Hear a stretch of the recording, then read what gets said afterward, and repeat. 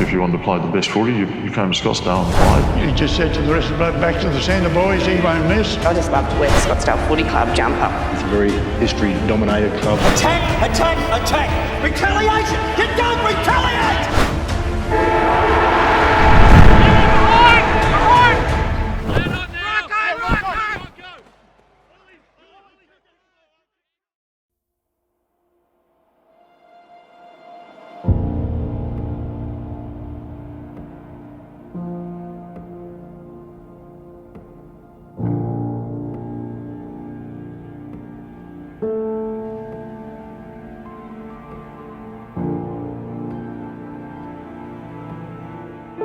Well, I'm with one of the all-time great players and also great characters of this famous football club up here in Scottsdale.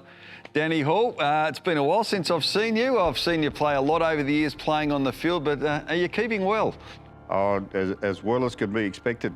We're going well, yes. Fantastic. Yeah. Great to be back in the club rooms. We're surrounded by so many wonderful things. We're right next to this State Premiership flag from '73, of course, a famous day for many people, including yourself and the club, and we see what's happened here. But the Hall association with Scottsdale goes back a long way too, and I guess that's one of the great things about the Scottsdale Football Club. There's just so many famous surnames and family members that have played over generations, isn't it? It's a unique club.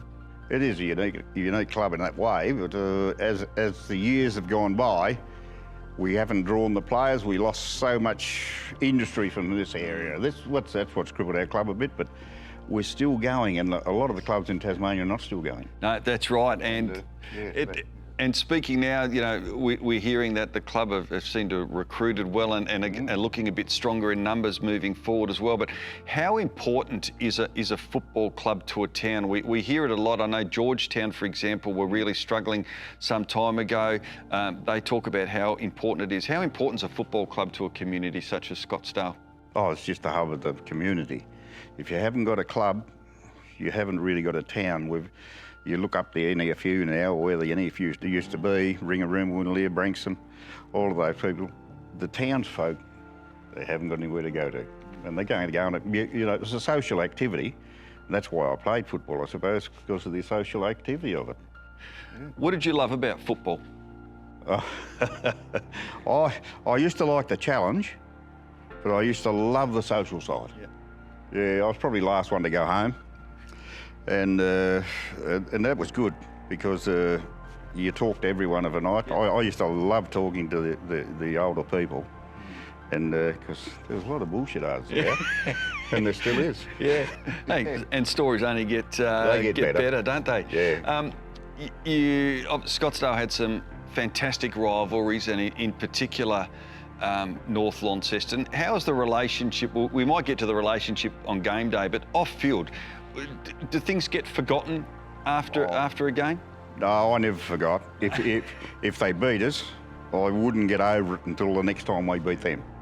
And then I still never got over the defeat anyway. It just hung on. It wouldn't leave. What was that rivalry like with North Launceston in particular? Because I've heard it a bit. It was pretty strong. It was very strong. I remember when Peter was coaching them, Peter Daniel, a very good coach at North. They came here one day and we beat them by a few points, and he kept them out in the ground and he made them do wind sprints up and down the ground for a half hour after. And they ended up beating us in the grand final, so it paid off. Yeah, of course, they had a pretty good career at Essendon there for a while too, didn't he? Yeah. I'm going to read something to you here, and I want you to tell me what comes to mind. So this is written by Martin Flanagan, so they're his words, not mine. Yeah. They had a player called Danny Hall. He was a very, very good player. I saw Danny Hall take on North Launceston single-handedly one day. I was thinking he was going to talk about your football skills here. And he finished it off by saying, it was like a Clint Eastwood movie. Oh, well. Did that happen on more than one occasion? Oh, look, yeah. Look, it was either kill or be killed, and I like to get in first. And did a lot of players, because I know we've spoken to Stephen Nichols, and he said it was always great to have Danny Hall on my team. Oh, well, he's a nice bloke, Stephen. Yeah. What do you think of football today when you see it compared to the era that you played in? Yeah, well, being an ex-coach, the way they coach football now, they're frightened to kick it to a one-on-one. But we were lucky because every time we travelled over the sideline, in my era, we had so many good players. We were never frightened to kick it to a one-on-one contest because we thought we'd a 75% chance of winning it. Today, especially in the AFL, they'll kick it backwards and forwards, backwards and forwards. Fancy having a bloke at full forward as big as Tom Hawkins and not kicking it down to him and have feed it. He's going to have a chance of getting it, isn't he? But we wouldn't hesitate. But today, too slow. They don't kick any more goals today than they did then. No. So it hasn't improved. No, it hasn't. And you talk about your 75% that you mentioned about with the one-on-ones and you could win. Who are some of the great players that you have memories of from your team? Oh, God, we had some marvellous players in our day. We had that old Bluey Let Twinkle Toes. Look, mate, he was just a phenomenal player. You could play him at full forward, you could play him in the ruck, you could play him anywhere. Stephen Nichols and Greg Lethball, wonderful players. But we had some explosive players. Ricky Rattray, yes. Unbelievable. David Noonan, look, man, I'm alive, we had some good players there. Greg Martin and Tim Gillespie, very good players. I'd go right back through them, Graham Mild and all these players. Look, no one in the state ever beat us when we were serious. So, Danny, we talk about great players and one that I don't think we'll ever forget for those that saw him was the late, great Jamie Dennis. Your thoughts on him as a footballer? Oh, just phenomenal. His work ethic was just unbelievable. Him, when Peter Roosendale was the best ruckman and the best rover in Tasmania combination, unstoppable. He was just, and he left us and went to North. I was a bit dirty on that. I was going to say, what did you think of that? Don't worry about that. I was dirty about that. I never told him so much, but he went in there and he just killed him in the State League as well. He was just a phenomenal runner and he just wore everyone down. Great bloke and great, yeah. Absolutely. Yeah. Sadly missed, no doubt, of course, by so many still, but there's some great clips of him back in the day that for people that want to see him on YouTube, he was a phenomenal player and stood out, of course, as well with those curly locks. Oh, yeah, well, he didn't have them towards the end, but get here a late session of the night and he sits up on the bar like a small child and recites The Man from Snowy River and having a few beers. Yeah, good. Yeah, great stuff. Lovely memories. 1989 must have been a special year for you. You coached the club and played, and won the Premiership as well. That must be something that you're very proud of. Yeah, I sort of retired and went to Branksome in '87, and had a pretty good year up there. We won a flag up there, and our club was getting a bloody hiding, and geez, it hurt. So I thought, well, I might be able to do something about this, even at my age. So we come back.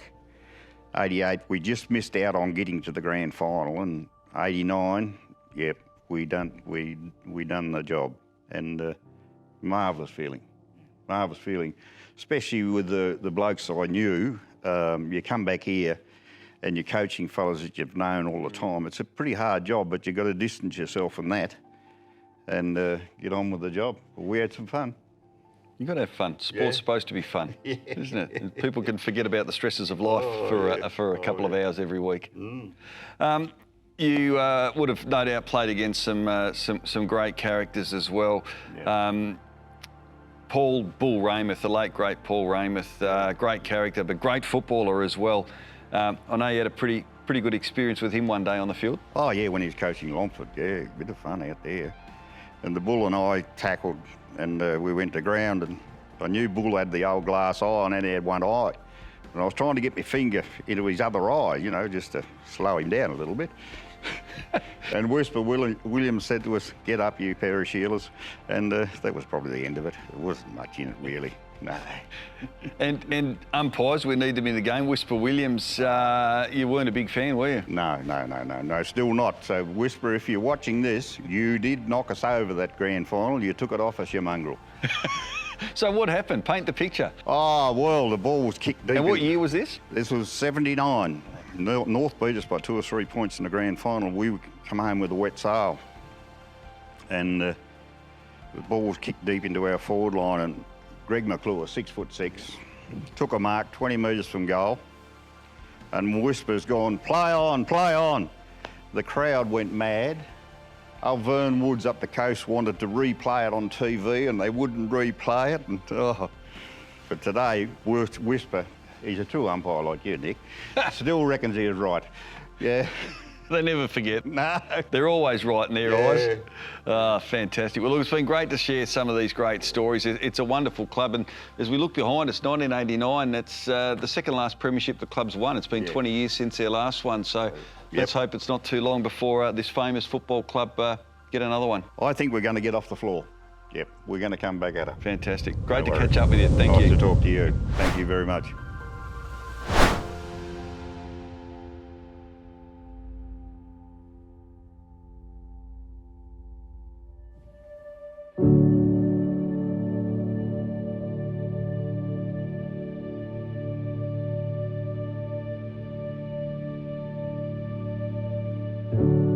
Well, I'm here with not only one of the all-time greats of the Scottsdale Football Club, but as many see this man, one of the greats of Tasmanian football, over 300 games with the Scottsdale Football Club, a Heck Smith medalist, win the NTFA Best and Fairest.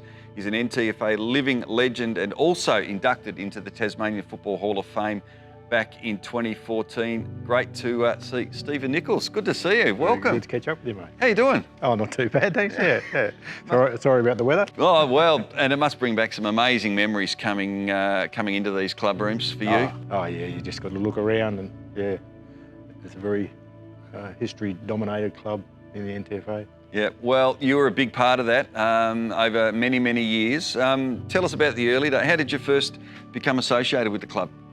Well, being a local, if you're going to play footy, you're going to play here. I started here in '67, the under-19s. Give that little story about, I live 30 miles away, so on training nights, the club used to put me up at some people's places so as I could actually come to train, and it was just what the club did back then. They just looked after the locals, so you always wanted to play here. You were fortunate enough to be part of an incredible era with the Scottsdale Football Club, but if we go back to 1973, that famous day for the football club where you won the state final and came from the clouds, effectively, we'll talk about the clouds a bit more in a minute because that did play a role that day, but coming from the clouds at three-quarter time against Cooee in that state final, what a day that must have been for you personally, but for the Scottsdale Football Club. What did it mean to the club and the town? Oh, well, everything. They'd been there once before and couldn't quite get there. This time we'd been through that year undefeated, and I suppose we were expected to win, but Cooee were a great side and they really took it up to us, and in the end we come from a bit down after three-quarter time and it got up. Now, speaking of the clouds we touched on, it wasn't all smooth sailing because back then, viewers probably won't know this, but you actually flew to Hobart for the preliminary final and then got on a plane to actually go down the northwest coast where you obviously played Cooee at West Park, but there was a little bit of doubt about actually getting there. Actually landing, yeah. When we got down as far as the coast, it had been clouded in, and there was some discussion about having to turn around and come back, but I'm not sure exactly who it was, but either the president or the committee went up and talked to the pilots, and at that stage there happened to be a little blue spot in the break in the clouds, and they said, we'll go down through there. We'll go down through there. So they did in the end, and we got there. So, but it made a bit of a funny start to the game. Oh, absolutely, and probably not the ideal preparation, but it didn't hamper the day itself. You played with some great characters as well. Have you got a couple of stories of that day? Of that day, yeah, Ronnie Hall. A lot of the people around the club know Ronnie Hall, great champion. I actually marked the ball. In the last quarter, we sort of making a bit of a comeback and marked the ball, a fair way out. And Ronnie just sort of walked past me, and us both being non-drinkers, he sort of said, you kick this. He said, I'll buy all the Coke you can drink for the rest of the night. Made me nervous. I went and missed. There's some great characters in the side, and it was good. You were 32 points down at three-quarter time. You did win. Did he end up buying you a few Cokes that night still? He did, yes. Yeah, he true to his word. He did buy me a couple of Cokes. We sat down and had a bit of a chat, but no, yeah. And did you fly back as well? No, we come back by bus. By bus. There would have been a long trip back then. Yeah, it would have been. With a lot of stops on the way. Yeah, quite a lot of stops. Pretty hard for a non-drinker. Yes, it is. Yeah, you tend to see the time go very slowly. Absolutely. You, a big part of your career was your longevity. You've won a lot of individual awards as well along the way, as we mentioned in the introduction. And I know you don't like to probably focus and talk about yourself, but how would Stephen Nichols describe himself as a footballer? As a footballer, I worked pretty hard at what I did. Did extra training.